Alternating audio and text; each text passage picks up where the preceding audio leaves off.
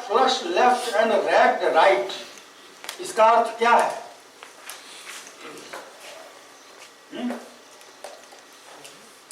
एक शब्द जो कंप्यूटर यूज करते जानते हैं कि जस्टिफिकेशन कर देते हैं। तो जो लेफ्ट में है वो सब बिल्कुल बराबर से चलेगा, और राइट वाला जो है वो जहाँ खत्म होता है एक वाक्य, एक शब्द, वहीं पर उसके आगे जो है उसको जस्टिफाई करने की जरूरत नहीं है। ये इस शैली की अपेक्षा है। जैसे इसमें आप देखेंगे ये जो पन्ना दिया हुआ है उसमें भी आप यही पाएंगे कि लेफ्ट साइड तो बिल्कुल किनारे से है, और राइट साइड में आप देखेंगे तो जगह आप देखिए, इसी को अर्थ उसका समझ लीजिए क्या लिखा हुआ है। आप शर्माइए नहीं, जो ना समझ में आए आप पूछें तो ज्यादा अच्छा होगा। और first line of each paragraph is indented. ये एक शब्द है इंडेंटेड, ये आपको समझना चाहिए। इंडेंटेड का अर्थ है कि राइट साइड में थोड़ा सा जगह ले लेते हैं, या और बीच में भी कभी कभी कोई उल्लेख, आपको कोई उदाहरण देना है तो उसको इंडेंटेड कहते हैं। किनारे की लाइन से थोड़ा इधर बढ़ करके जब आप आते हैं तो उसे इंडेंट करने को कहते हैं।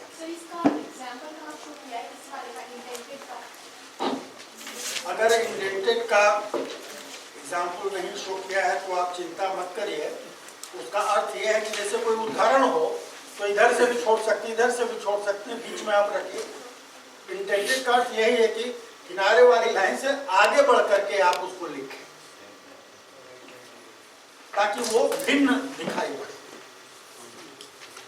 रनिंग हेड, रनिंग हेड जैसे इस लेख में आपने ऊपर पढ़ा है ना, लिखा हुआ है स्टीरियोटाइपिंग ऑफ पेशेंट्स, ये रनिंग हेड है। रनिंग हेड का अर्थ होता है कि पूरे टाइटल का एक संक्षिप्त रूप। कभी कभी शोध की पत्रिकाओं में हर पृष्ठ के ऊपर आपके आलेख का एक संक्षिप्त रूप दिया जाता है, एब्रिविएटेड फॉर्म। तो ये रनिंग हेड है जो कि आपको ध्यान देना चाहिए। Times new Romans 12 point font, यह जो है पूरी मैन्युस्क्रिप्ट में आपको इसी का उपयोग करना चाहिए। 2 spaces after the periods that end sentences, क्या मतलब है इसका? एक वाक्य खत्म हुआ जहां पर, और उसके बाद आपने बिंदी लगाई, खत्म हो गया वाक्य। उसके बाद लिखा हुआ है 2 spaces। ऐसा नहीं कि सटा करके अगला वाक्य तुरंत शुरू करिए, 2 स्पेस छोड़ के तब फिर अगला वाक्य जो है वो शुरू होगा। कहने का अर्थ यह है कि सारी चीजों पर जब आप लिखना आरंभ करेंगे, अभ्यास करेंगे, तो आपकी उंगली खुद ब खुद इसी तरह से काम करने लगेगी। 2 स्पेस छोड़ दिया, फिर अगला सेंटेंस लिखा, खत्म हुआ वो, फिर 2 स्पेस छोड़ दी। ये सारी चीजें स्वतः आपको समझ में आ जाएंगी। संस्कृत में पंडित जी लोग कहते हैं हस्ता मलकवत, जैसे हाथ में आंवला रखा हुआ हो, उसी तरह से आप इसको सीख लेंगे, इसका उपयोग करेंगे। टाइटल पेज, इसमें टाइटल ऑफ द मैन्युस्क्रिप्ट जो शीर्षक है, अंग्रेजी में अगर है तो अपर एंड लोअर केस। जैसे आप देखें इसमें जो टाइटल दिया हुआ है, आप पढ़िए, does stereotyping of patients by nurses affect care in hospital settings. तो इस रूप में आपको लिखना चाहिए। एक चीज और लिखी हुई है कि टाइटल बहुत बड़ा नहीं होना चाहिए, अधिक से अधिक उसमें 12 शब्द हो तो बड़ा अच्छा है। अगर उससे बड़ा है तो फिर वो आपकी स्मृति में उसको धारण करने की समस्या पैदा हो जाएगी। इसलिए 12 शब्द अधिक से अधिक आप रखें। और double spaced if the title is longer than one line. कभी कभी एक लाइन से ज्यादा आप बड़ा टाइटल बनाते हैं, लगता है आपको बात अधूरी रह गई है, तो डबल स्पेस्ड वो होना चाहिए। ऐसा नहीं है कि क्योंकि टाइटल है इसलिए पास पास उसको कर। सेंटर्ड, केंद्र में वो होना चाहिए। उसके बाद जो प्रथम पृष्ठ है, जब कोई आर्टिकल आप कहीं छपने के लिए भेजते हैं तो उस पर आपको अपना नाम डबल स्पेस्ड, जैसे यहाँ दिया हुआ है आप उदाहरण के रूप में, ठीक उसी तरह से आपको पूरा विवरण जो है वो देना चाहिए। लेख हो, कोई आर्टिकल हो, और इसे हमेशा एक नए पृष्ठ पर आरंभ करना चाहिए। दूसरी बात यह है कि एब्स्ट्रैक्ट में क्या क्या होगा वो आगे भी आपको हम बताएंगे। एब्स्ट्रैक्ट जैसे कहते हैं ना, किसी चीज का बिल्कुल उसका सार तत्व क्या है, तो एब्स्ट्रैक्ट पढ़ करके पता चल जाए कि आपकी समस्या क्या थी, आपकी विधि क्या थी, आपके परिणाम क्या थे, उन परिणामों का आशय क्या है, उसका तात्पर्य क्या है, उसका इम्प्लीकेशन क्या है। और ये सब कुछ बड़े थोड़े से शब्दों में, लगभग 120 से 140 से शब्दों के बीच में आपको इन्हें लिखना चाहिए। स्पष्टता के साथ आपको उसे कम्युनिकेट करना चाहिए।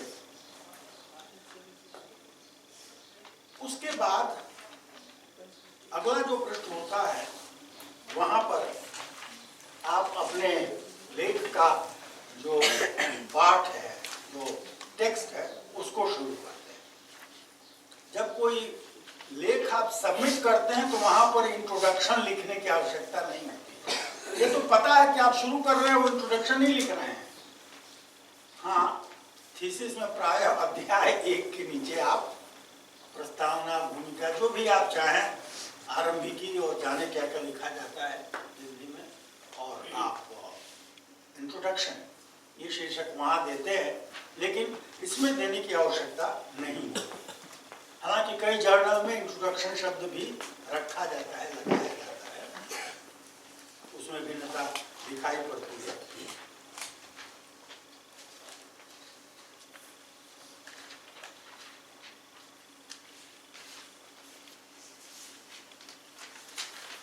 एक और बात यहाँ हम उल्लेख करना चाहेंगे कि जो हम लेख लिखते हैं, ये है पब्लिकेशन मैनुअल APA की, कि कैसे लिखा जाए, उसके लिए भी पढ़िए विस्तार में। ये पूरी पुस्तक ये बताती है कि किस तरह से लेखन होना चाहिए। और लेखन कई प्रकार का होता है, अर्थात एक लेखन यह है कि कोई आपने एक अध्ययन किया है, एम्पिरिकल स्टडी की है, और उसका विश्लेषण आप करके परिणाम प्रस्तुत कर रहे हैं, या कोई सैद्धांतिक लेख आप लिख रहे हैं, कोई रिव्यू आर्टिकल लिख रहे हैं, समीक्षा, या फिर आप कोई मेथोडोलॉजिकल आर्टिकल लिख रहे हैं जिस पर आप किसी विधि के ऊपर टिप्पणी कर रहे हैं। उन सभी प्रकार के आर्टिकल के लिए, यहाँ तक कि कभी कभी कोई महत्वपूर्ण विचारक, उसकी मृत्यु हुई है तो उसके ऊपर अभिचुरी भी लिखी जाती है, उसका भी एक तरीका है कि उसमें क्या क्या दिया जाना चाहिए। तो ये पूरा एक अनुशासित ढंग से लिखना आवश्यक है। और इस पुस्तक के बहुत सारे तत्व हैं जो कि विस्तार में यहाँ बताना संभव नहीं है। हम आपका ध्यान इस स्लाइड शो पर आमंत्रित करते हैं कि आप इसे देखें, और इसके सहारे हम लोग अपनी यात्रा आज की ये आरंभ करने जा रहे हैं। मेरे ख्याल है यहाँ रोशनी तो लिखेंगे कैसे, क्या करेंगे। चलिए, APA स्टाइल आप क्यों सीखें, क्या जरूरत है। जरूरत इसलिए है कि एक कंसिस्टेंट फॉर्मेट मिल सके। इसके बाद ये आएगा, इसके बाद ये आएगा, इसके बाद ये आएगा। ऐसा नहीं कि आपके मन में जो आवे जैसे आवे वैसे आप लिखें। पहले अध्ययन के परिणाम लिख दीजिए, उसके बाद उसका इंट्रोडक्शन लिखिए, फिर बताइए कि मेथड क्या है, फिर क्या क्या नमस्कार। नहीं, उसका एक सिलसिला है, एक क्रम है जो कि आपको ग्रहण करना चाहिए। और दूसरी बात यह है कि इसके माध्यम से पाठक जो है अपना ध्यान केंद्रित कर सकता है कि उसकी कंटेंट क्या है। जैसे अगर शुरू में एब्स्ट्रैक्ट देखते हैं और पढ़ के हमको लग गया कि हमारे काम का है तो आर्टिकल पूरी पढ़ेंगे, अगर नहीं उपयोगी है तो हम छोड़ देंगे। और लेखक के लिए नियमों का पालन करना सरल हो जाता है अगर कंसिस्टेंसी आप बनाए तो। अमेरिका में पीएचडी जहां पर कराई जाती है उसको ग्रेजुएट स्कूल कहा जाता है। तो ग्रेजुएट स्कूल के ट्रेनिंग का ये हिस्सा है।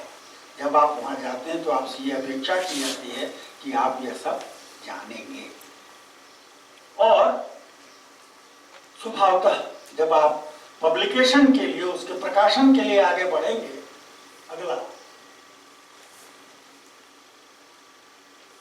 अब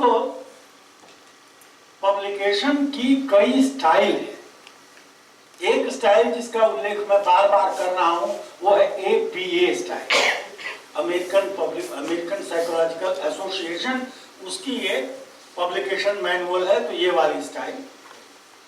एक दूसरी स्टाइल है जो लिखी हुई है, आप पढ़ नहीं पाएंगे, पढ़ रहे हैं, MLA। MLA जो है क्या है?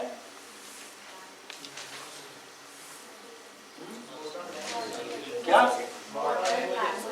क्या बात है, मॉडर्न लैंग्वेज एसोसिएशन। और उन्होंने कुछ स्टाइल की विशिष्ट ढंग से तैयार किया है। और तीसरा क्या लिखा है? Chicago manual. ये तीनों तीन तरह के, उसमें भिन्नता है कैसे आप साइटेशन करेंगे। नाम पहले रहेगा, वर्ष पहले रहेगा या बाद में रहेगा, पृष्ठ पहले रहेगा, बाद में रहेगा, सबके अलग अलग रिक्वायरमेंट है। हम अपना ध्यान APA मैनुअल पर लगाएंगे और शिकागो और MLA का फॉर्मेट क्या होता है इस पर दो संक्षिप्त आलेख हमने उपलब्ध कराए हैं जो प्रिंट आउट आपको दिए जाएंगे। आप उनका लाभ उठाएंगे, अपने साथ ले जाएंगे। और इसको ये PPT आप कह रहे थे ना मनोज जी की दे रहे हैं, उसको तो ये दे सकते हैं, बाद में भी लाभ होगा। अब आप इसमें देखें तो दिया हुआ है पर्पस, क्या उद्देश्य है। Focuses on current research and researcher. MLA क्या focuses on author and pin point citations. और शिकागो में for publishing most often in books, वहां पर इसका उपयोग किया जाता है। अलग अलग क्षेत्रों में शोधकर्ता के रूप में APA को प्रमुखता दी जाती है। यहाँ यह भी दिया हो कि किन किन विषयों में, उदाहरण के लिए, इनका उपयोग अधिक किया जाता है। जैसे APA में आप साइकोलॉजी, कम्युनिकेशन, एजुकेशन, भाषा और साहित्य में हम MLA स्टाइल का उपयोग करते हैं। हिस्ट्री, बिजनेस, कंप्यूटर साइंस इत्यादि में शिकागो का उपयोग ज्यादा होता है। हेडर क्या मतलब है इसका? Running head with title and page number. अब ये अंतर दिखाया गया कि इन तीनों में कैसा होगा। यहां पर केवल last name with page number, running head with last name. Last name मतलब सरनेम। तो कहने का अर्थ यह है कि सबने तय कर रखा है कि आप किस रूप में प्रस्तुत करिए। किसी भी रूप में आप लिख दें वह नहीं स्वीकार्य होगा। मैं सिर्फ ये कहना चाहता हूं। यहां per year of publication is very important. Within 10 years in considered current। कई बार लोग लिखते हैं कि आज की तारीख में लिखे कि रिसेंटली मिस्टर मिश्रा, ब्रैकेट में लिखा 1979 था। तब ये रिसेंट कहना ठीक होगा? नहीं। रिसेंट का क्या अर्थ है? गत 10 वर्ष की अवधि को आप रिसेंट मान सकते हैं। अगर 2014 में अगर थीसिस जमा कर रहे हैं तो परीक्षक चाहेगा कि 2014 तक के, नहीं तो 2013 तक के तो रेफरेंस उसमें उद्धृत किए जाएं। अप टू डेट होना ये आवश्यक होता है। Block quotes for 40 or more words, block quote for more than 4 typed lines, block quote for 100 or more words। अब ये भी एक बंधन है कि किसी का उदाहरण आप दे रहे हैं तो कितना बड़ा हो, उससे बड़ा नहीं दे सकते। आप देखते होंगे कि कई बार 2-3 वाक्य लिखा, फिर डॉट डॉट डॉट दे करके आगे की जो बात हुई बताए, तो एक निश्चित पैमाना बना हुआ है कि आप इतने ही शब्दों का उदाहरण दे सकते हैं, नहीं तो आप सब उदाहरण ही दे दीजिए, भर दीजिए लंबा लंबा, तो उससे काम नहीं चलेगा। Positives, research based simplified numbers, streamline familiar, footnotes allow text to be unencumbered by citations. ये देखें कुछ शैलियां हैं जिसमें कि फुट नोट और इंड नोट और नोट जाने कितने प्रकार के नोट लिखे जाते हैं। विशेष रूप से इतिहास वगैरह के लेखन में इसका विशेष महत्व होता है। कई जो शोध पत्रिकाएं वो फुटनोट का उपयोग नहीं करती हैं, कुछ हैं जहां पर पुस्तकों में इसका उपयोग फुटनोट का और एंड नोट का किया जाए। तो इसकी शैली जो है वो भिन्न भिन्न विषयों में भी होती है। अब यहाँ देखिए, शिकागो स्टाइल में बिब्लियोग्राफी शब्द का उपयोग किया जाता है और यहाँ पर एमएलए में वर्क्स साइटेड, ये शब्दावली का अंतर है, और एपीए में रेफरेंसेस कहा जाता है। इन तीनों की तुलना अति संक्षेप में यहाँ पर रखी गई है। आगे हम एपीए मैनुअल की बात करेंगे। ये परिचय देने के लिए कि लिखने की स्टाइल भी अलग अलग है। अगर कोई जर्नल या पब्लिशर वो मानते हैं आप सामग्री उसी रूप में तैयार करके उनको उपलब्ध कराइए। आगे हम लोग क्या इस प्रस्तुति में रखेंगे, मैं आपको यह इसलिए भी दिखा रहा हूं, अगर आप पीपीटी बनाए हैं तो इसी तरह से बनाएं। पहला पीपीटी यह होना चाहिए जो यह बताए कि आज के प्रेजेंटेशन में हम क्या क्या कवर करेंगे, ताकि जो बैठा हुआ श्रोता दल है उसको यह ज्ञात हो जाए कि वह क्या जानकारी प्राप्त करने वाला है।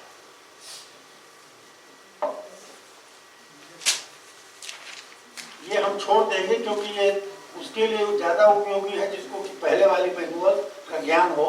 इसमें ये बताया गया है, ये 6th एडिशन है इसका, 5 संस्करण इसके पहले छप चुके हैं, ये 2010 में आया है। तो उनकी तुलना में इसमें क्या क्या परिवर्तन है उसकी बात कीजिए, इसे आप छोड़ दें। हम इससे बात शुरू करेंगे जो आजकल बहुत ही महत्वपूर्ण विषय बन गया है शोध कार्य की प्रस्तुति को लेकर, वो है प्लेगियरिज्म। क्या चीज होती है प्लेगियरिज्म?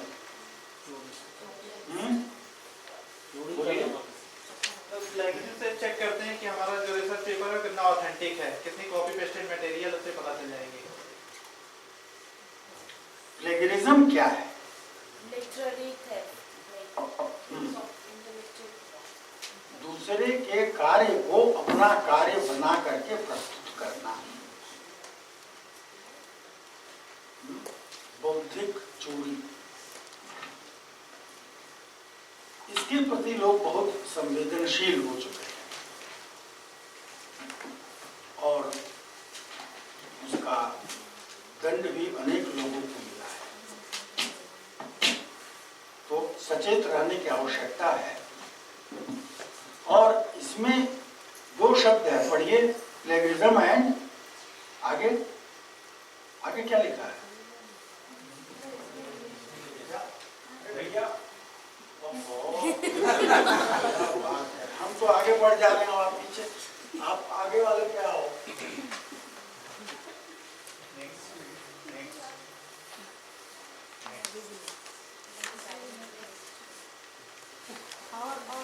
और आगे इसके आगे वाला करिए ना।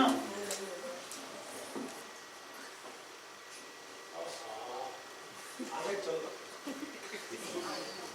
आगे चलिए, आगे चलिए और आगे चलिए जी। मैं इसकी बात कर रहा हूँ, plagiarism and self plagiarism. Plagiarism दूसरे का और अपना, मतलब आप अपने ही लेख में अपनी पुरानी बातों को नया बना बना करके अगर पेश कर रहे हैं तो ये सेल्फ प्लेगरिज्म है।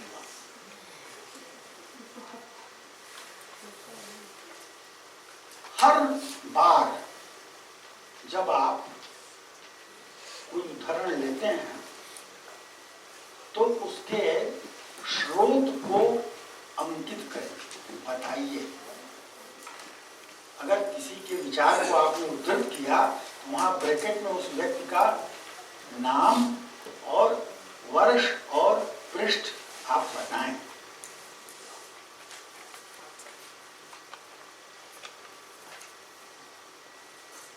कोई भी वाक्य जो कि पैराफ्रेज किया, आपने बताया कि फलां ने ये बताया है, ये अगर आपने बताया तो उसका सोर्स आपको वहां पर इंगित करना पड़ेगा, बताना पड़ेगा।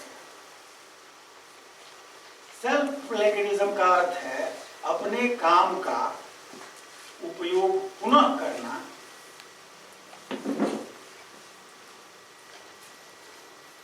आप पढ़ रहे हैं ना, आगे क्या लिखा है, एज न्यू स्कॉलरशिप। अपना पुराना मटेरियल निकाला, उसको फिर पेश कर दिया और कहा कि नया ज्ञान हम प्राप्त किए। ये सेल्फ प्लेगरिज्म।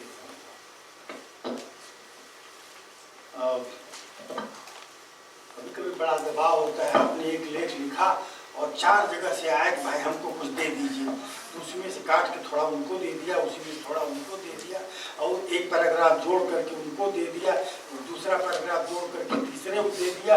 एक लेख मूलतः और 4 अलग अलग टाइटल से 4 किताबों में आपने जाओ। ये सेल्फ प्लेगरिज्म हुआ। आपको सावधान रहना चाहिए, ऐसा ना करें तो अच्छा है। और अगर ऐसा करते हैं तो you must site yourself if you do this.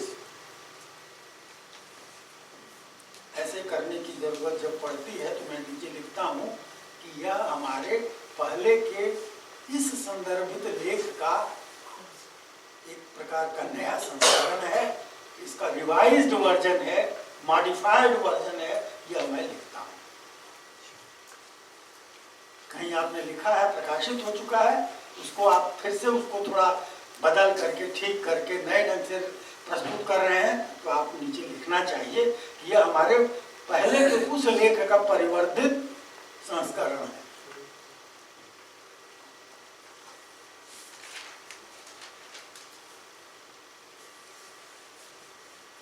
ये देखिए, एक चीज चल पड़ी है खास तौर से सोशल साइंस के जर्नल्स में कि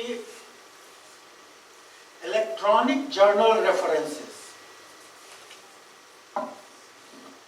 बहुत सारे जर्नल ऑनलाइन अब हो गए हैं, ओपन एक्सेस जर्नल कहलाते हैं, या ऑनलाइन ही जर्नल है जिसको कि आपने डाउनलोड किया, उसमें से कोई आर्टिकल, उस स्थिति में आपको लिखना चाहिए ये DOI, डिजिटल ऑब्जेक्ट आइडेंटिफायर। हाँ, दिन आपको ये आर्टिकल आपने उससे डाउनलोड की है,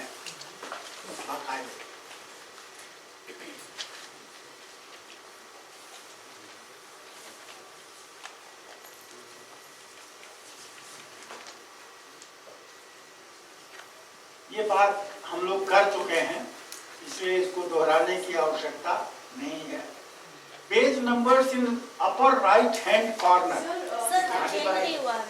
चेंज करिए भाई।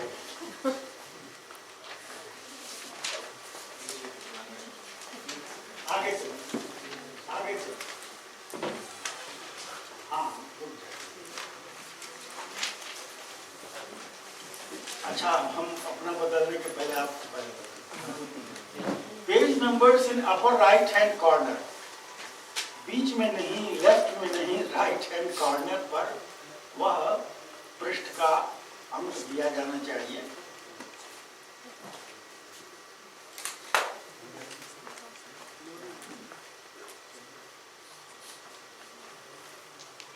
ये जो अगला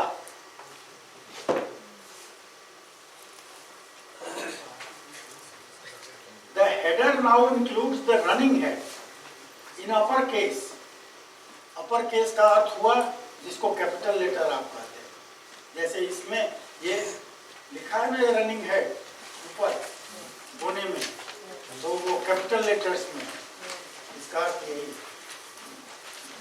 But on subsequent pages the words running head are not there। ये पहले पृष्ठ पर तो ऊपर ये भी लिखा रहेगा रनिंग हेड और उसके बाद ये, लेकिन अगले पृष्ठ पर ये रनिंग हेड ये शब्द हट जाएगा, केवल यह रहेगा।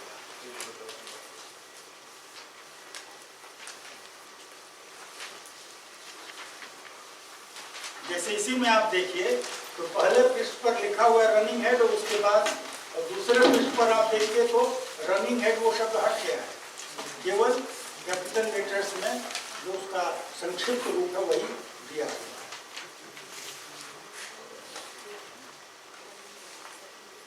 अगला चलिए,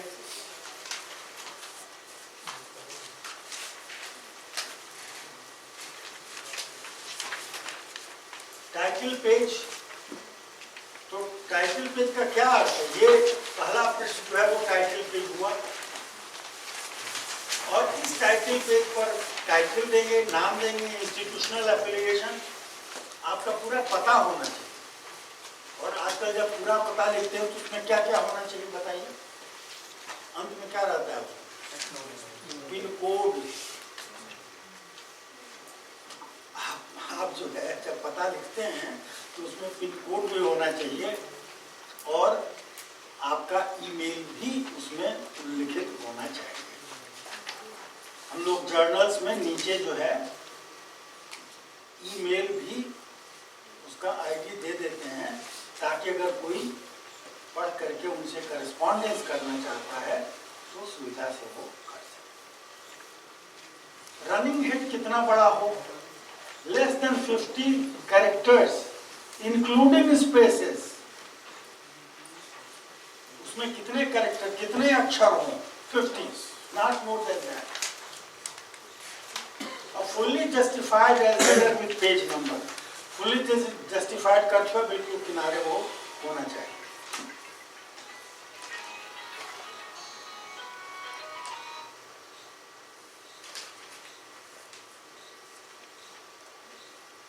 आगे चलिए,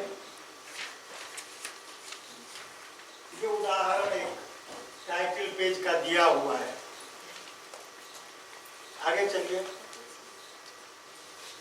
ये महत्वपूर्ण है, इस पर थोड़ा सा गौर फरमाइए। इसमें दिया हुआ है कि आपके पूरे लेखन में कई हेडिंग होती है, साइड हेडिंग, ये वो तमाम प्रकार के, उसका स्वरूप यहाँ पर दर्शाया गया है।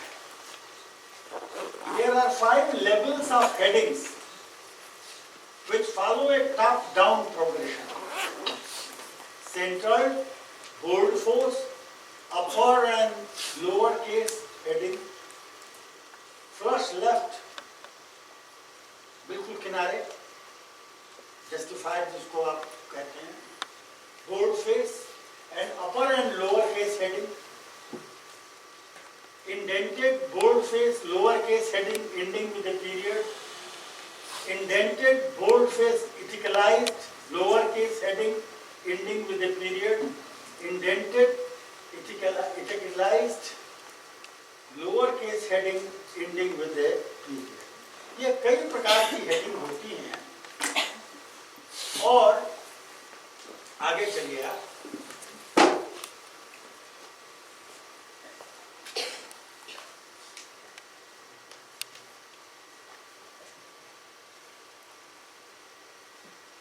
आगे और आगे चलिए।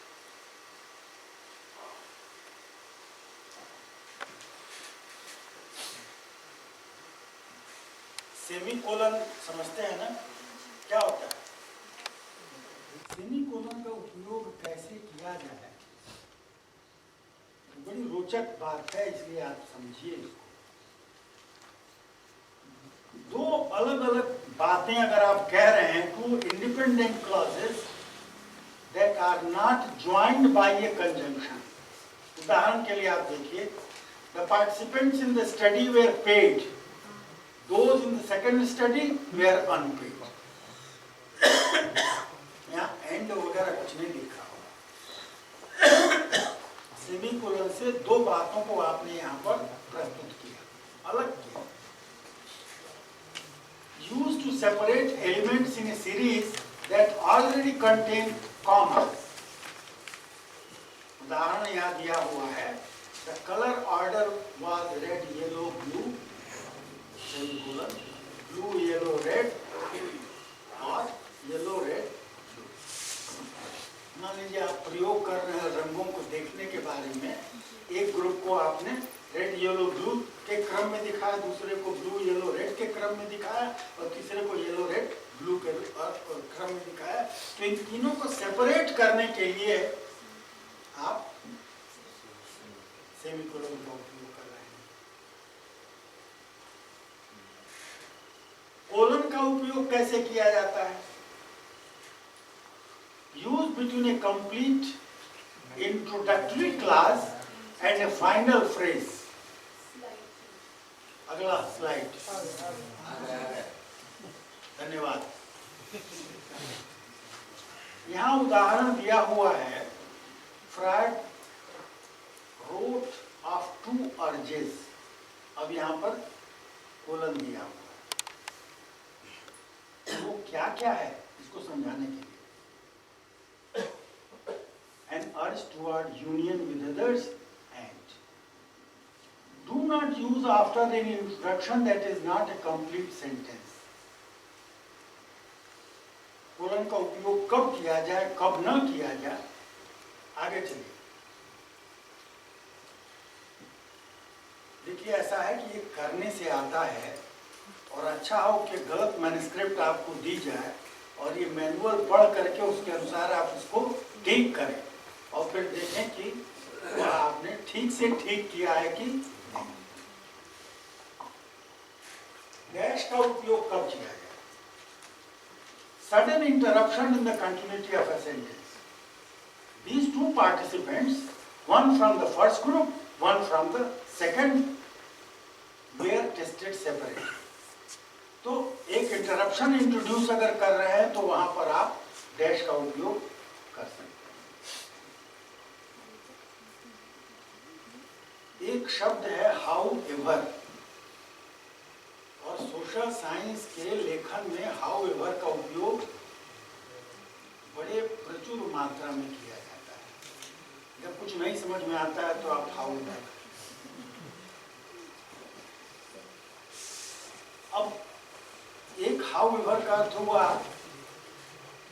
कि फिर भी, उसके बाद तुरंत अगले सेंटेंस में फिर आप हाउ एवर लाइए, तो उस फिर भी के बाद एक और फिर भी अगर आ गया तो कौन फिर भी है इसका कुछ पता नहीं चलेगा। तो एक पैराग्राफ में या एक पृष्ठ पर एक हाउ एवर से ज्यादा हाउ एवर का उपयोग नहीं करना चाहिए। या जल्दी जल्दी इस हाउ एवर का उपयोग करना बाधक है, फ्लो जो है उससे गड़बड़ हो जाता है। आगे चलिए।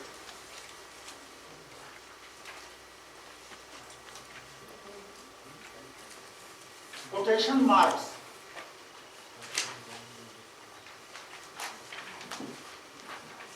जैसे उदाहरण देखें, आप लिखा हुआ है कंसीडर नॉर्मल बिहेवियर, उसको जोड़ देने के लिए हम उपयोग में ले आ रहे हैं। This is an ironic use of normal, therefore it is put in quotation marks. The good outcome variable, this is a term coined by the student writer, therefore it is put in quotation marks. To set off the title of an article or chapter in a book when used in text, not in the reference list. Quotation mark का उपयोग कहाँ पर किया जाए? आगे चलिए।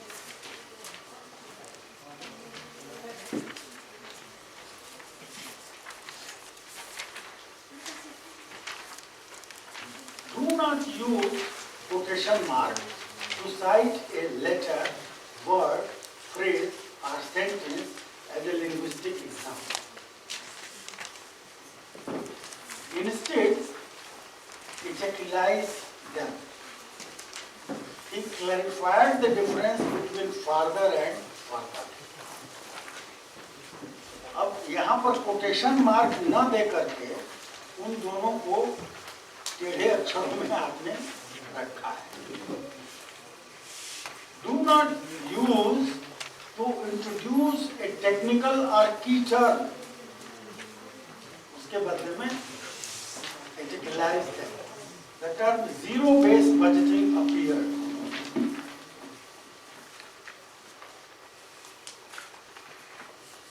हम लोग पैरेंथेसिस का अर्थ है ब्रैकेट में लिखना. लिखते समय हम ब्रैकेट में कुछ चीजें डालते हैं. क्या डालना चाहिए और क्या नहीं डालना चाहिए यह विचार नहीं है. जैसे कोई एब्रिविएशन आप उसका जो संक्षिप्त रूप है वो अगर प्रस्तुत कर रहे हैं तो पहली बार आप, जैसे यह एक शब्द है गैल्वानिक स्किन रिस्पांस और उसका शॉर्ट फॉर्म है GSR. नहीं आया, आगे चलिए. तो एब्रिविएशन बताना है तो पहले पूरा शब्द बता दीजिए, ब्रैकेट में एब्रिविएशन दीजिए और आगे आप केवल एब्रिविएशन यूज करते हैं ताकि क्यों प्रिसीजन थोड़े से काम चला दें. दो तत्वों को अलग अलग प्रस्तुत करना है तो वहां भी आप पैरेंथेसिस का उपयोग कर सकते हैं. एक अलग ही किस्म की चीज अगर आप प्रस्तुत करना चाहते हैं तो. और जहां पर आप स्टैटिस्टिक्स का उपयोग करते हैं वहां पर इसकी आवश्यकता बहुत पड़ती है. जैसे वाज सिग्निफिकेंट और यहाँ ब्रैकेट में आपने उसकी प्रोबेबिलिटी जो है बताई है. तो वाज सिग्निफिकेंट इसकी व्याख्या हो गई इससे कि यह 0.05 लेवल पर सिग्निफिकेंट है या 0.01 लेवल पर सिग्निफिकेंट है या 0.001 लेवल पर आगे चलिए. एक जरूर बात ध्यान में रखिए कि पैरेंथेसिस के अंदर पैरेंथेसिस नहीं चलती. Do not use to enclose material within other parentheses. जैसे यहाँ दिया हुआ है The back depression inventory. इसके अंदर जो है आप फिर से एक और नहीं डाल सकते. आगे चलिए.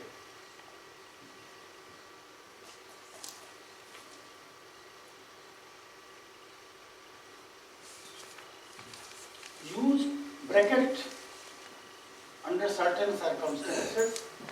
Used to enclose parenthetical material that is already within parenthesis. To enclose material inserted in a quotation by some person other than the original writer. When his own and others' behaviors were studied. Do not use to set off statistics that already include parenthesis. कब parenthesis का अर्थ है bracket में कब लिखते हैं. आगे चलिए.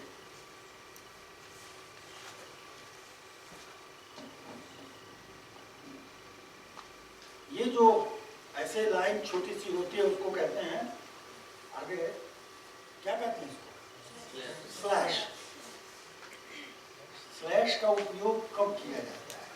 मैं यह सब सिर्फ इसलिए दिखा रहा हूँ कि आप ये अनुभव करें कि भाषा में इन संकेतों का उपयोग करना आपके लिए कोई छूट वाला क्षेत्र नहीं है.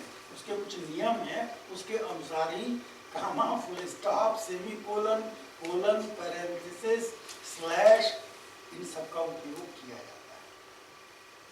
यह भी हमको सीखना चाहिए. मनोज जी ने हमारे व्याख्यान का विषय रखा था स्टाइल शीट. ये सब स्टाइल शीट का अवयव है कि जब आप लिखते हैं ये ऐसे रखिए, ये ऐसे रखिए, ये ऐसे रखिए, ये सारा किया जाता है. जब प्रकाशन होता है तो एक आदमी होता है उसको कहते हैं कॉपी एडिटर, और उसके पास जाता है और वो ये सब गड़बड़ी आपकी चेक करके बताता है कि आपने यहाँ कामा लगाए, यहाँ सेमीकोलन होना चाहिए, यहाँ सेमीकोलन है, यहाँ पर कोलन होना चाहिए। वहाँ से क्वेरी आती है कि आप इसको बताए कि यह सही है कि यह सही है, ये होना चाहिए कि वो होना चाहिए। ये सारा वहाँ से लिख करके आता है, पूरा लंबा चौड़ा। तो अगर हम सावधानी बरतें, इनको पहले से ठीक करके रखें तो कार्य सरल होगा। आपकी जो प्रस्तुति होगी वो स्वीकरणीय होगी और उसको प्रकाशित करना सरल होगा। Do not use a slash when a phrase would be clearer. जैसे यहाँ slash mother or guardian rather than mother oblique guardian. Do not use for simple comparisons test retest reliability rather than test slash retest. यहाँ पर ये slash लगा है, ये गलत है, ये भी गलत है। और used to clarify a relationship in which a hyphenated compound is used. तो ये सब अगला चलिए, ध्यान रखने की आवश्यकता है। कैपिटलाइजेशन, जब हमको अच्छा लगता है कोई वर्ड बड़ा इंपॉर्टेंट है तो उसको हम कैपिटल कर देते हैं, हमारी मर्जी। ऐसा नहीं, कब आप कैपिटल में लिखेंगे नहीं लिखेंगे इसकी स्वतंत्रता आपको नहीं, उसके कुछ नियम हैं। Capitalize major words in titles and headings within body of paper, not in references. APA style में है कि रेफरेंस में केवल पहला अक्षर कैपिटल होता है, बाकी सब कैपिटल नहीं होते हैं। शिकागो में दूसरे तरह का है, एपीए मैनुअल में इस प्रकार का है। Capitalise the first word after a colon और dash in a title.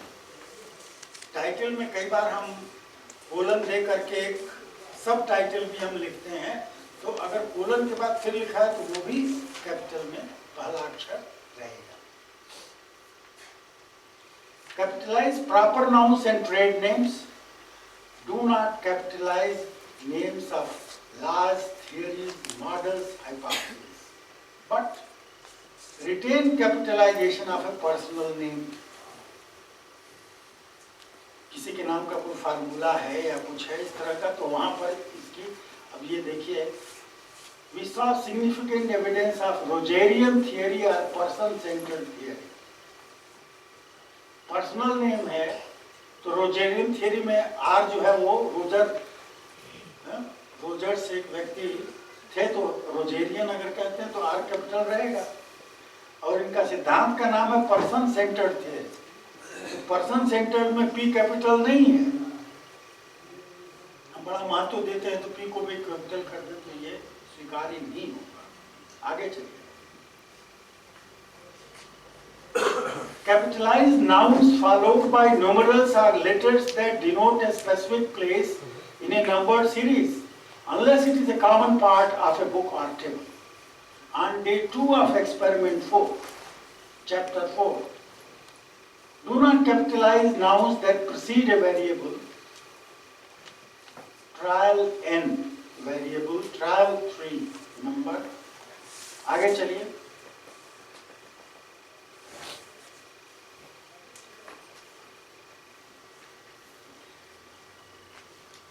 Capitalize exact, complete titles of tests. Do not capitalize names of conditions or groups in an experiment. जैसे कंट्रोल ग्रुप और experimental group है तो ई और सी इन दोनों को capital में लिखने की जरूरत नहीं है। Capitalize names of derived factors within a factor analysis. Factor analysis एक सांख्यिकीय विधि है जिसमें कि हम पारस्परिक संबंध के आधार पर कौन सा अंडरलाइंग फैक्टर है उसका ग्रहण करते हैं और फिर उसका बाद में उपयोग करते हैं। तो फैक्टर का नाम जो है वो हम कैपिटल में लिखते हैं। आगे चलिए। एक और लिखने में भेद हम करते हैं, वो है कि कुछ शब्दों को इटिकलाइज कर देते हैं, टेढ़ा जिसको कहते हैं। जैसे ये है लिटिल, ये इटिकलाइज्ड है, या यहाँ बिग लिखा हुआ ये भी इटिकलाइज्ड है। तो कब इसको करेंगे?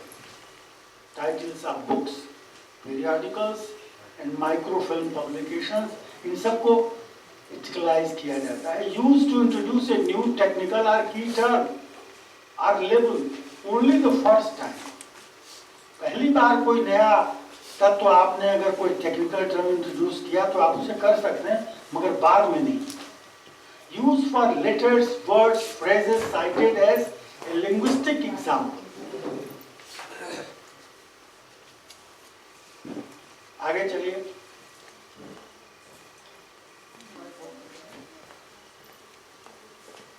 एक और स्थान है जहां पर इटिकलाइजेशन होना चाहिए, और वो है use for words that could be misread. उन शब्दों को भी इटिकलाइज कर दीजिए जिनको कि गलत पढ़ा जा सकता है. The small group meaning A designation, not a group size. Social psychology में स्मॉल ग्रुप रिसर्च. अब अगर ये कहते हैं तो एक रिसर्च का प्रकार हुआ. बहुत बड़ा क्षेत्र है ये स्मॉल ग्रुप रिसर्च, जहां पर थोड़े से लोगों के ऊपर आप अध्ययन अपना करते हैं. तो वहां ग्रुप साइज की बात उतनी नहीं है जितना कि एक विशेष प्रकार के समूह के स्वरूप को व्यक्त करना चाहते हैं. यूज अब स्टैटिस्टिक्स में तो स्मॉल ग्रुप और लार्ज ग्रुप का, स्मॉल सैंपल और लार्ज सैंपल का आप समझते हैं. तो दूसरा है use for letters used eight statistical symbols. जैसे यहाँ पर देखिए लिखा है टी टेस्ट. तो सामान्यतः अगर टी सीधा आप लिखेंगे तो वो अक्षर बताएंगे, लेकिन यहाँ पर जब टी टेस्ट लिखेंगे तो स्टैटिस्टिक्स का एक विशेष तकनीक है जिसके द्वारा एक विशेष मूल्य आप प्राप्त करते हैं, उसको टी वैल्यू कहते हैं. तो ये टी टेस्ट जो है वो कंपैरिजन के लिए आप प्रयोग में ले आते हैं. तो वहां व्यक्त करने के लिए टी को आप कैपिटल में रखें. Use for anchors of a scale range from 1 poor to 5 excellent या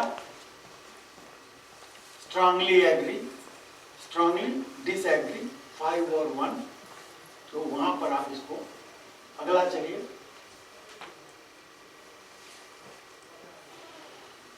एब्रिविएशन. एब्रिविएशन के लिए आपको निर्देश दिया जा रहा है कि यूज स्पेरिंगली. क्या मतलब है इसका? बहुत कम उपयोग करें, ज्यादा फ्रिक्वेंटली इसका उपयोग मत करें. Use standard Latin abbreviations only in parenthetical material. जैसे यहां ये दिया हुआ है, देख रहे हैं ना. इजी माने इजी लिखते हैं क्यों?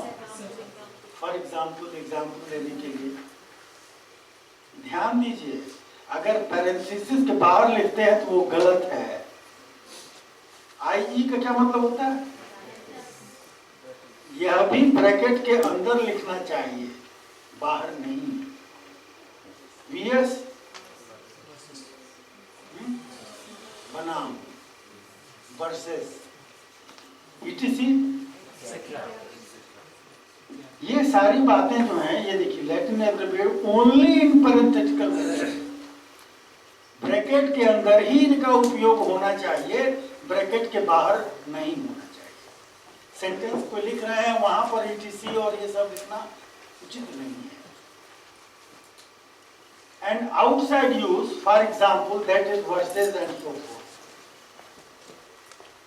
मतलब ब्रैकेट के बाहर अगर आप लिख रहे हैं तब लिखिए फॉर एग्जाम्पल. मतलब रनिंग सेंटेंस में अगर आपको फॉर एग्जाम्पल लिखना है तो इजी मत लिखिए, फॉर एग्जाम्पल लिखिए, दैट इज लिखिए, वर्सेस लिखिए और एटसेट्रा के लिए सो फोर्थ. तो अगर ब्रैकेट के अंदर है तब तो एब्रिविएशन का उपयोग करिए, ब्रैकेट के बाहर है तो एब्रिविएशन का नहीं, पूरे शब्द का उपयोग करिए.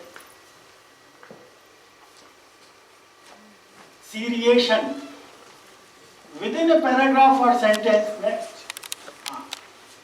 Identify elements in a series by lowercase letters in parentheses. The participants' three choices were, अब आप उसको enumerate कर रहे हैं, A, B and C. Separate paragraphs in a series are identified by an Arabic numeral followed by a period. 1, 2. Individuals, depressed persons exposed to, तो यहाँ पर आपने 1 लिखा, उसके आगे पीरियड लगाया. You can use bullets for this if you feel it gives an ordinal weight to the first item, but the manual explains that once you turn it into a journal, they will most likely change this back for publication purposes, so might as well stick to the old way. मतलब वो नहीं, कभी कभी आप देखते हैं कि ऐसा निशान या गोला एक बन जाता है, कई प्रकार के उसमें आपको उपलब्ध रहते हैं, तो उनका उपयोग न करके अंकों का ही उपयोग करिए. आगे चलिए.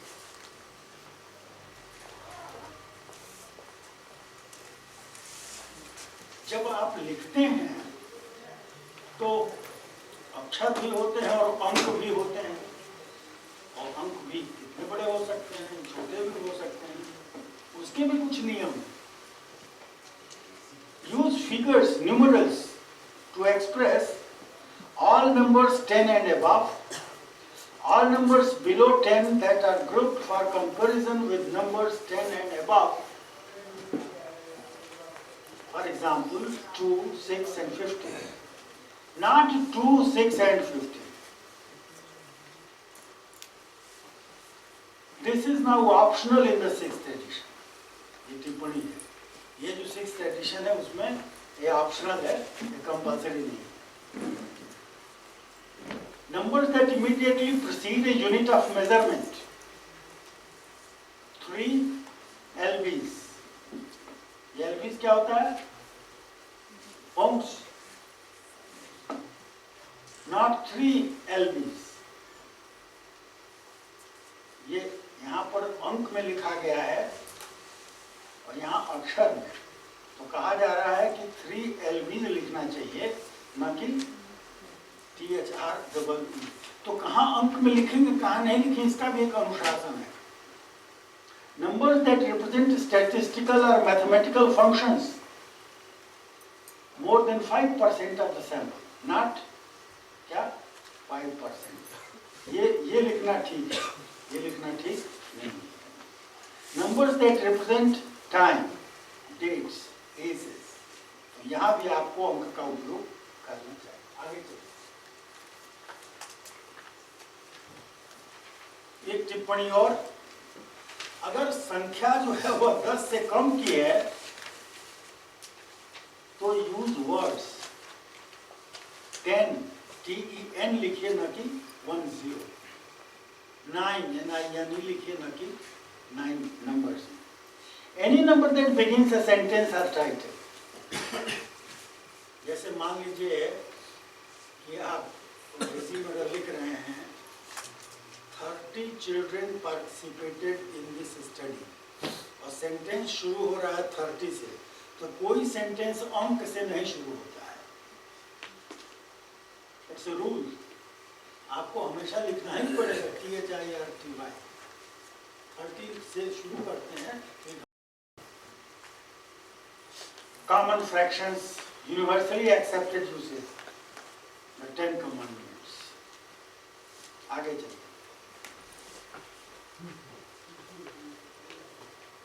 कहीं कहीं पर फिगर और वर्ड दोनों का कॉम्बिनेशन होता है.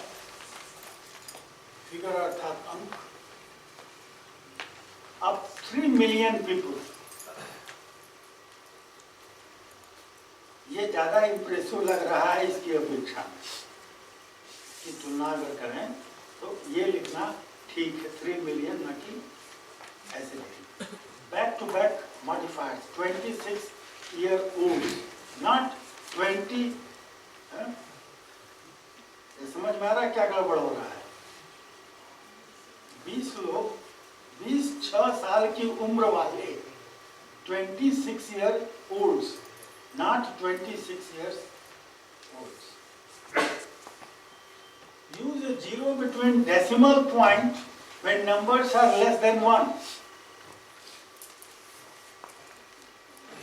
नहीं तो आपका मित्र जो है वहां कुछ बढ़ा देगा।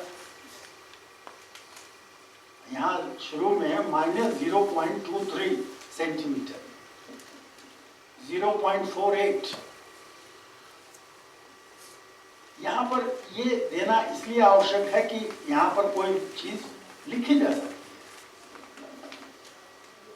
और उसका मूल्य जो है वो बदल जाएगा। Do not use a zero before a decimal fraction when the number cannot be greater than 1. अब जैसे हम सब लोग जानते हैं कि आप ही बताइए कॉरलेशन कितना हो सकता है? +1 से -1। तो +1 तो मैंने ब्रह्म हो गया, जो कहते हो 1। तो कॉरलेशन 1 से ज्यादा तो होगा नहीं, हो सकता है ज्यादा मजबूत रिलेशनशिप हो तो हो सकता है। तो अगर नहीं हो सकता है तो वहां पर यह चिंता नहीं है। तो do not use A zero before A decimal fraction when the number can not be greater than 1। जैसे कि प्रोपोर्शन हुआ, कॉरलेशन हुआ, लेवल्स ऑफ स्टैटिस्टिकल सिग्निफिकेंस हुआ। अब -0.43 और यहाँ पे 0.05, इसके पहले 1.05 तो कोई जिंदगी कभी लिख ही नहीं सकता है, होगा नहीं। कॉरलेशन में 1.43 नहीं होगा, होगा नहीं होगा। कुछ कॉरलेशन है जो कि 1 से ज्यादा होते हैं। कौन से हैं बताइए? पॉइंट बाय सीरियल, टेट्राकार्क, कई प्रकार के हैं जो कि दूसरे प्रकार के हैं।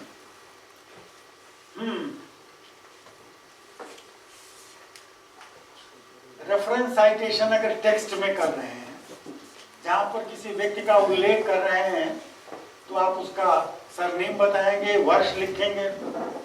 2 आथर अगर हैं तो स्मिथ एंड जोन्स 2 लोग हैं, ये 2 आपने लिखे। ब्रैकेट में लिखते हैं तो एंड ऐसे लिख देते हैं।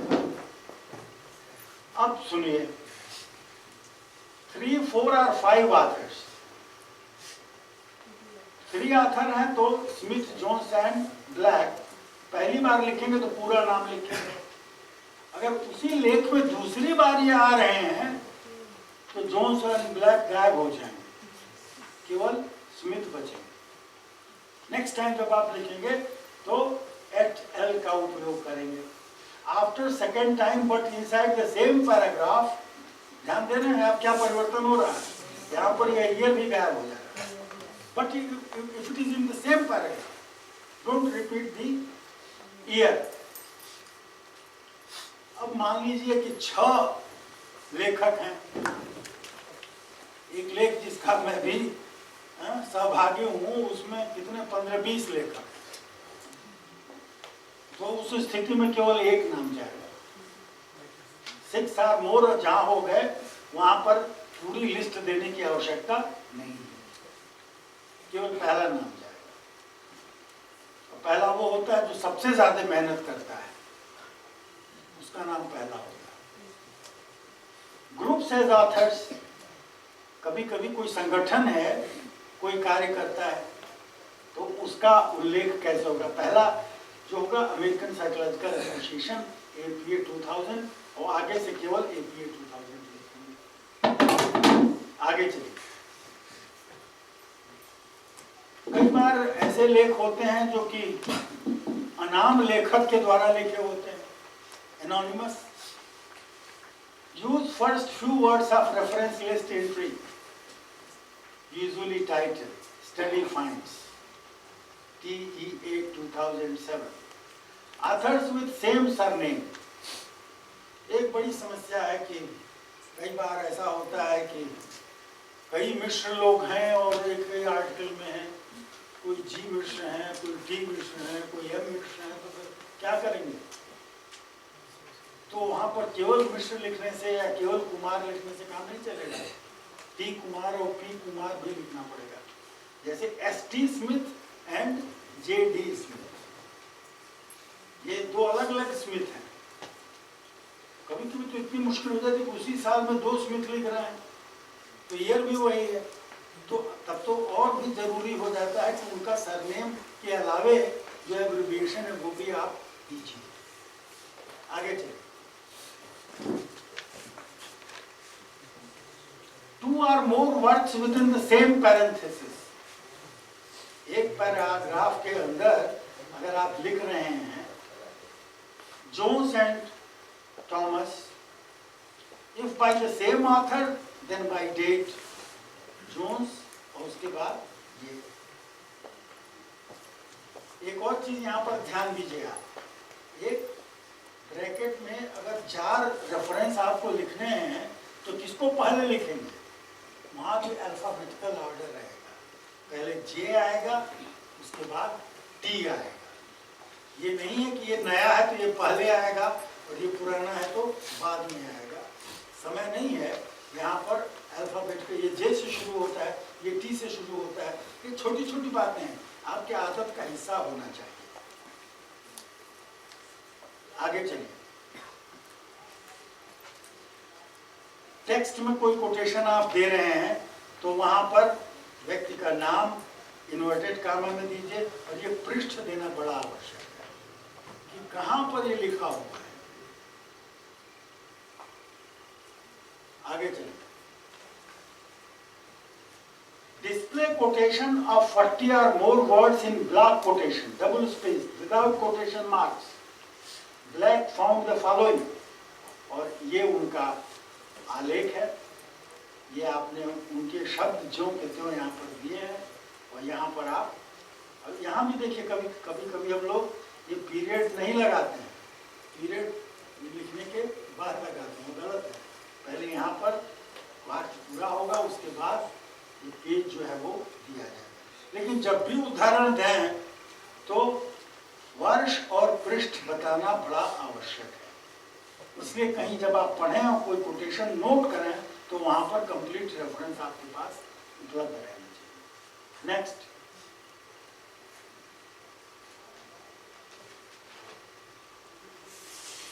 Omitting material.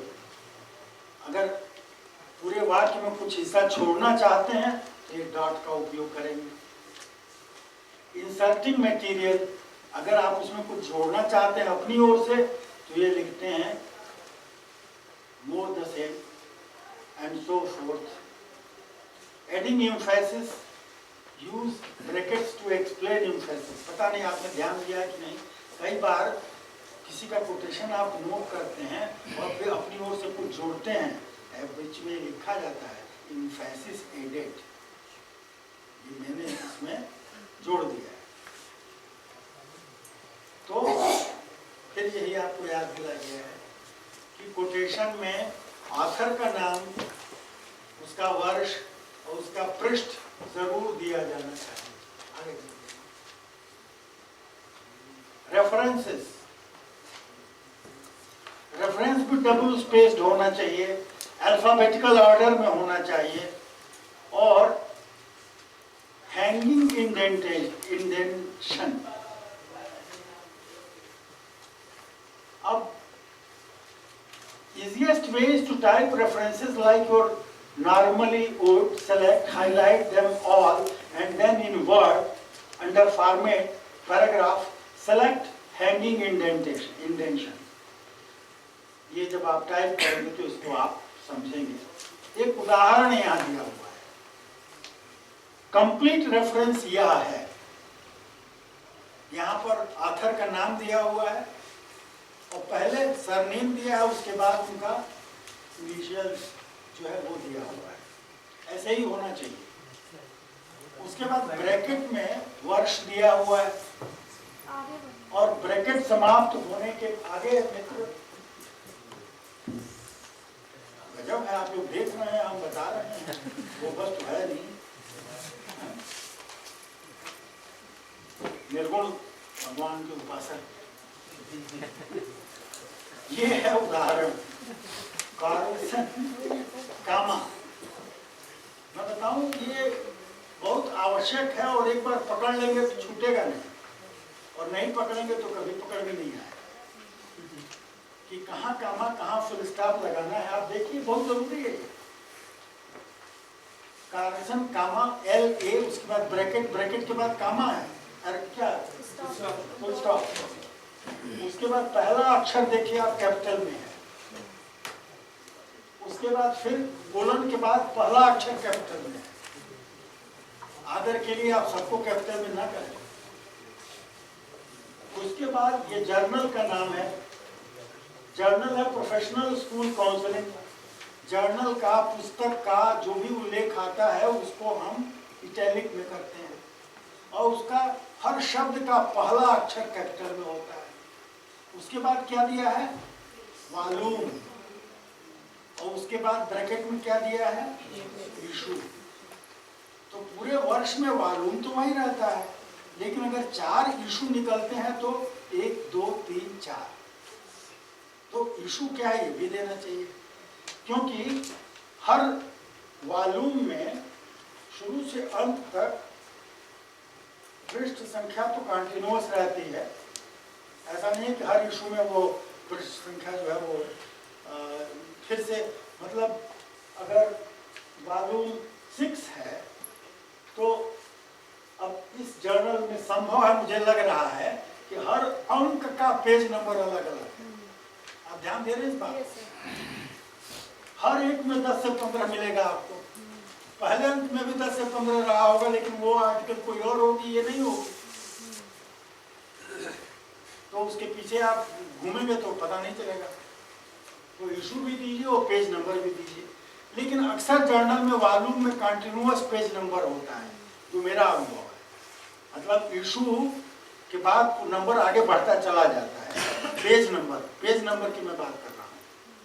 लेकिन यहाँ पर हम देख रहे हैं 10 से 15, तो मेरे को संदेह है कि शायद हर अंक में पेजिंग अलग अलग है। आगे चलो, ये देखिए, अभी मैं इसको DOI बता रहा था। ये आर्टिकल है, ये जर्नल है, और ये आपने फला तारीख को डाउनलोड किया है। जब वेबसाइट से आप डाउनलोड करते हैं तो ये आता है, ये आपको बताना चाहिए। बाकी चीजें जो की तो हैं। आगे चलिए। अब journal article accessed electronically without DOI, तो ये लिखा जाता है give URL retrieved from HTTP www.access। कौन सा वेबसाइट है, कहाँ से आपको मिला, अता पता सब पता है। अब वो जो इंटरनेशनल जर्नल्स हैं उनमें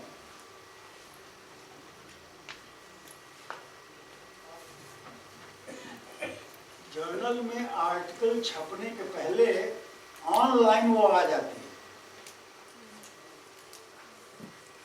ऑनलाइन फर्स्ट। और जैसे 50 आर्टिकल एक्सेप्टेड है, अब वो आगे कभी छपेगी, लेकिन वो पूरी की पूरी आर्टिकल जो है वो वेबसाइट पर आप वहाँ जाएं जर्नल के तो ऑनलाइन दिखाई पड़ेगी, पढ़ लीजिए आप। तो उसमें न वॉल्यूम रहेगा और न इशू रहेगा और न पेज नंबर रहेगा, वो पूरी आर्टिकल आपके सामने। तो उसका रेफरेंस आप उस तरह से नहीं दे सकते हैं, तो आपको बताना पड़ेगा कहाँ से आपने देखा, क्या आपने देखा। आगे चलिए।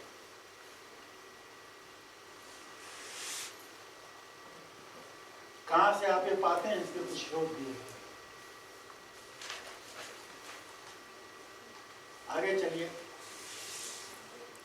अगर पूरी पुस्तक का रेफरेंस आपको देना है तो कैसे लिखेंगे?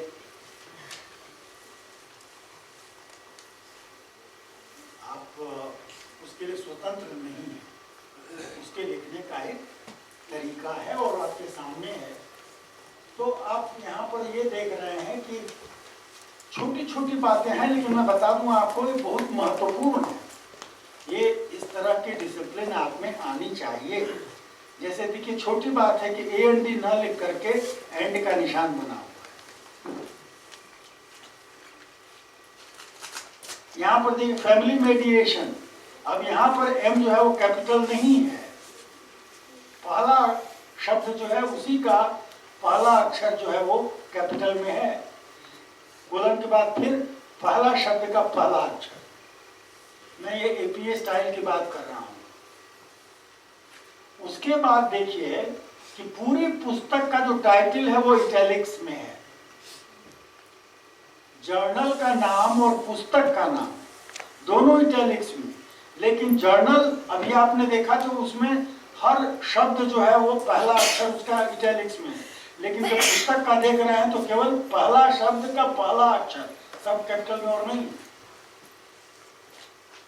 उसके बाद कहां से प्रकाशित हुआ है उस जगह का नाम आता है। कई जगह लोग उल्टा लिखते हैं, वाणी प्रकाशन दिल्ली लिखना चाहिए, दिल्ली कोलन तब वाणी, अगर एपीए फॉलो करते हैं तो वाशिंगटन डीसी ये पता हो गया स्थान, उस साइकोलॉजिकल एसोसिएशन ये पब्लिशर है तो ये उल्लेख हुआ। अगर इलेक्ट्रॉनिक वर्जन है तो उसका विवरण दिया, और ये आपको पूरी स्लाइड दी जाएगी, आप आराम से देखिएगा, इसको समझिएगा। चैप्टर अगर किसी पुस्तक में है तो क्या करेंगे। अब जॉनसन ने ये एक लेख लिखा और ये एक चैप्टर है इस पुस्तक में, तो अब यहाँ देखिए, यहाँ लिखा हुआ इन एच आल रोड्रिगर। अब यहाँ पर फर्क क्या देख रहे हैं आप, ये एच एल पहले आया है, रोड्रिगर जो उनका सरनेम वो बाद में है, और दूसरा पढ़ी वहां भी यही है, ये फर्क यहाँ पर होता है। और दो अगर हैं तो एडिटर्स ईडीएस होगा, एक है तो केवल ईडी रहेगा, फिर पुस्तक का नाम, और फिर उस चैप्टर किस पृष्ठ से किस पृष्ठ तक है वो आपको देना चाहिए।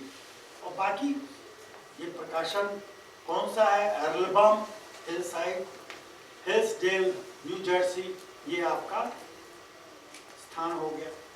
तो कैसे साइटेशन किया जाए इसकी विधि है जो हमको ध्यान में रखना चाहिए। Journal with more than 7 authors, अब अगर 7 से ज्यादा लेखक हैं उसके, जैसे मैंने बताया कि एक लेख में मैं भी हूँ और उसमें 16, 17 शायद 20 होंगे उसके ऑथर, तो उसमें ये देखिए 1, 2, 3, 4 और लास्ट वाला दिया 5, और बाकी सब तो बिंदु हो गए, डॉट डॉट डॉट, क्योंकि बहुत जगह घेरेगा, क्यों इतना नष्ट किया है। कहा जाता है कि जो व्याकरण के पंडित हैं, अगर एक मात्रा कम हो गई तो बेटे के जन्म के में जितनी खुशी होती है उतनी खुशी उनको होती है। तो जो पब्लिकेशन वाले हैं उनको भी बड़ी खुशी होती है अगर थोड़ा स्पेस आपने बचा लिया तो उसके लिए सब व्यवस्था की गई। आगे चलिए। यस, हाँ, पीछे पीछे करिए, नहीं सुनाई पड़ा। 7th author and one last author. With more than 7 authors. तो सर ये वॉटरन एंड जो है वो लास्ट ऑथर है उस आर्टिकल का, dot dot dot वॉटरन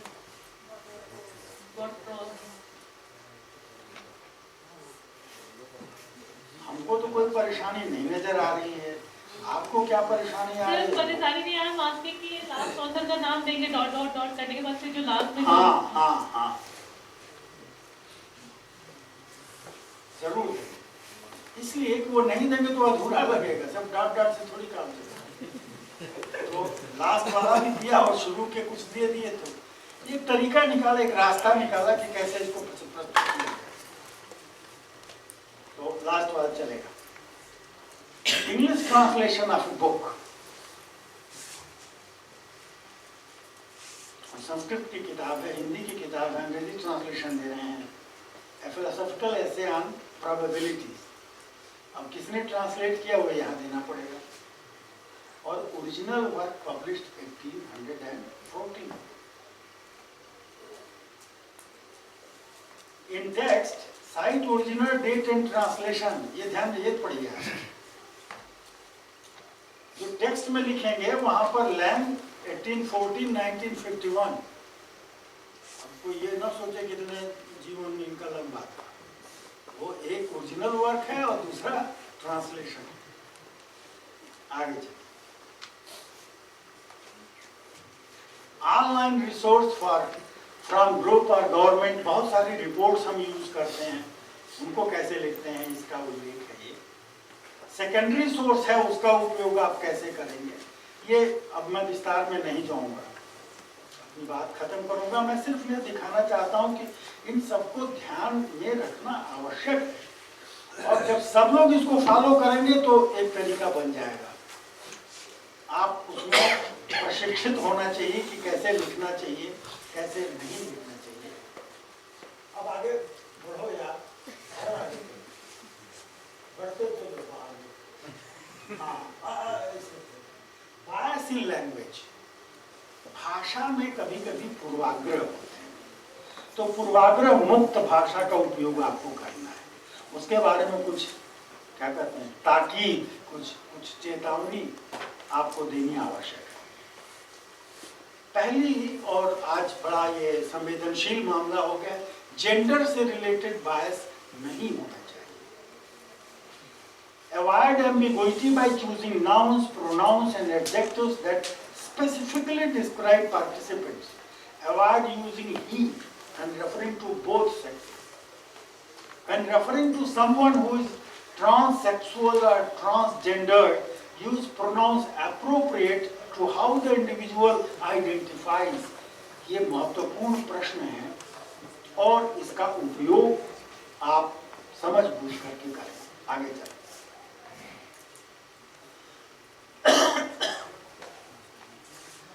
Sexual orientation is the preferred term over sexual preference, which implies an intentional choice. The terms lesbian, gay men and bisexual individuals are preferable to homosexual. This is the change in language. Bias in language, racial and ethnic identity. अब black को आप क्या कहते हैं?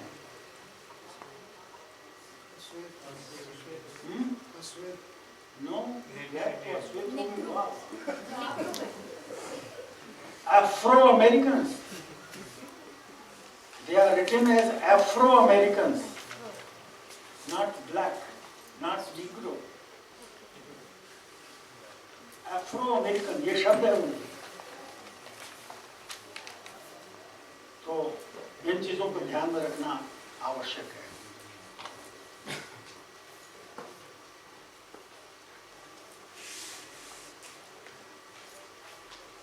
आगे चलिए।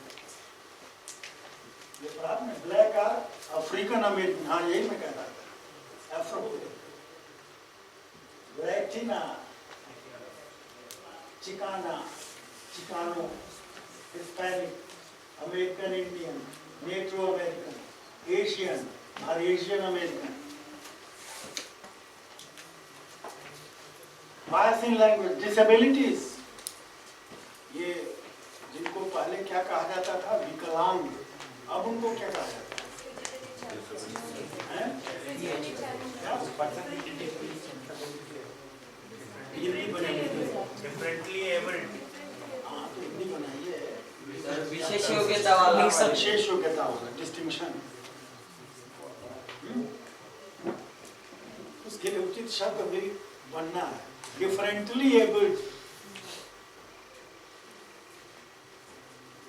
Avoid language that equates persons with their condition, neurotics, that is ability. Prefer description person with, people diagnosed with, not neurotics, but people diagnosed with neurosis. Person with physical disability. Use disability to refer to an attribute of a person and handicap to refer to the source of limitation. ये दो शब्द बड़े महत्वपूर्ण हैं, ये मैं जानबूझ करके इसको चाहता हूं कि आप समझें। डिसेबिलिटी किसको बताने के लिए? Attribute of a person, and handicap to refer to the source of that limitation. Age. Be specific in providing age ranges. Avoid under 18, over 65. भैया 95 भी आ सकता है, over 65. Young, old, कोई अर्थ है. आप जो आयु का वर्ग उपयोग में ले आ रहे हैं उसका स्पष्ट उल्लेख होना चाहिए. हमने बुढ़ों पर अध्ययन किया है. भैया बुढ़े कब से कब तक आप किनको बुढ़ा मान रहे हैं? तो ये स्पष्ट रूप से वर्णन करना आवश्यक है. Use the term older person rather than elderly.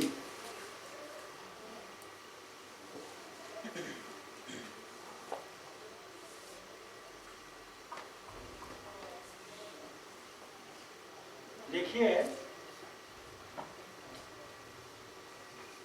पाया गया है कि कई बार आप एक्टिव और पैसिव का अर्थ तो समझते हैं.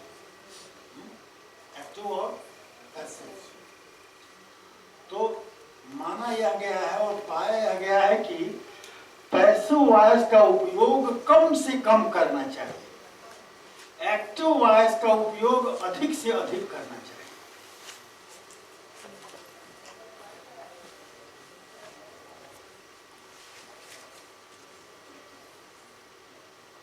और डिक्शनरी से ऐसे कठिन शब्दों को ले आकर के रखिए जो किसी की समझ में ना आए. इससे आपकी योग्यता नहीं बढ़ेगी, उसकी पठनीयता घट जाएगी. तो सरल शब्दों का उपयोग करना चाहिए. आगे चलिए. और ये तमाम सारे स्रोत हैं जहाँ पर जाकर के आप और कुछ लाभ ले सकते हैं. और आगे तो धन्यवाद है.